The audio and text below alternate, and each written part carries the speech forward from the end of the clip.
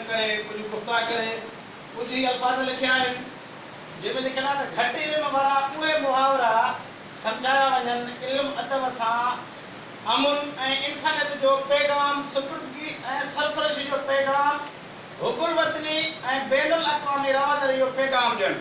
हाणे छा आहे साईं प्यार जो पैगाम अमुन जो पैगाम तक़रीबन ईअं थींदो हो त हाणे जेके आम करे सुबुह कचहरियूं थियूं तक़रीबन घटि थी वियूं छा थींदो 12 में शाम जे वक़्त में या इशा जी अज़ान खां बाद में उतां ते वॾियूं वॾियूं कचहरियूं थींदियूं हुयूं हर को ईंदो हुयो कलाक 2-3 माना उहा कचहरी थींदी।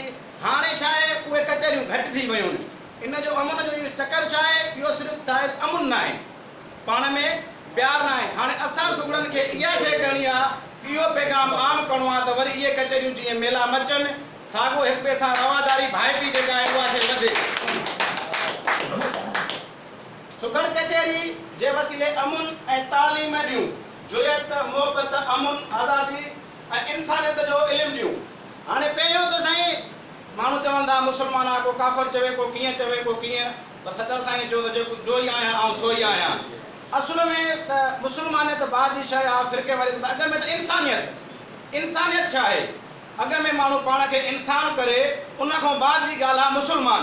हीअ जेका फिरके वारियत आहे इहा ग़लति ॻाल्हि आहे अॻ में माण्हू पाण खे मुस्लमान सम्झे उन खां बाद में आहे फिरके वारियत उन खां बाद में आहे जुरियत मोहबत अमुन आज़ादी इंसानियत जो इल्मु ॾियूं मुआशरे में समाजी ज़िंदगीअ जे सचाइनि खे सम्झणु ऐं सम्झाइण जो ॻाल्हि कयूं। जीअं साईं मलार फ़क़ीर ॻाल्हि कई त सचाई में पाण में हुजे जेसि ताईं माण्हू पाण सचो न आहे तेसि ताईं ॿिए खे कुझु बि न करे सघंदो। माण्हू जेसि ताईं पाण पंहिंजे हुनजे पेर ते पुठितो हूंदो तॾहिं उहे छा आहे त इंसान जेको आहे जंहिं महिल कंहिं ॿिए ते आङुर खणंदो आहे त हिकु हुन ॾे हूंदी आहे 3 पाण ॾे हूंदियूं आहिनि। इशारो इहो हूंदो आहे त माना तूं जेकॾहिं ॿिए ते आङुर खणींदो त 3 तोॾे बि आहिनि शायदि तूं मूंखां हिन खां वधीक कंदो हुजे। ज़िंदगीअ जे मज़हबी मसावात हक़ कोई ज़ालिम सां नफ़रत साईं हिकिड़ी ॻाल्हि मेन टॉपिक आहे मां एतिरो शुगर बि न आहियां उस्तादनि जी महिरबानी आहे उहो बि इन जे लाइक़ु आहियूं त कुझु ॻाल्हाए सघूं था। छा आहे त जीअं असां लिखियो आहे त ज़िंदगीअ जी मज़ामत सम्झण सां इंसान दोस्ती मज़हबी मसावत हक़ कोई ज़ालिम सां नफ़रत। हाणे ज़ालिम सां नफ़रत छा आहे साईं मूं ग़रीब आहियां को अमीर आहे जेकॾहिं को मूंसां पुॼी माण्हू सां नथो पुॼी सघां सिर्फ़ु उन खां मुंहुं मटणु जेको आहे उन सां न ॻाल्हाइणु इहो इन खां वधीक नफ़रत अहिड़ी का ॿी शइ थी नथी सघे। इंसान दोस्ती मज़हबी मसावत हक़ कोई ज़ालिम सां नफ़रत ऐं मज़लूम सां मोहबत खां घणो मुतासिर कयूं इल्म ऐं अदब जी सरज़मीन खे आबाद कयूं। असांजे मुल्क जो नालो ई पाकिस्तान आहे। पाकिस्तान 2 लफ़्ज़नि जो आहे पाक आस्तान रहण जी पाक जेका जॻह आहे।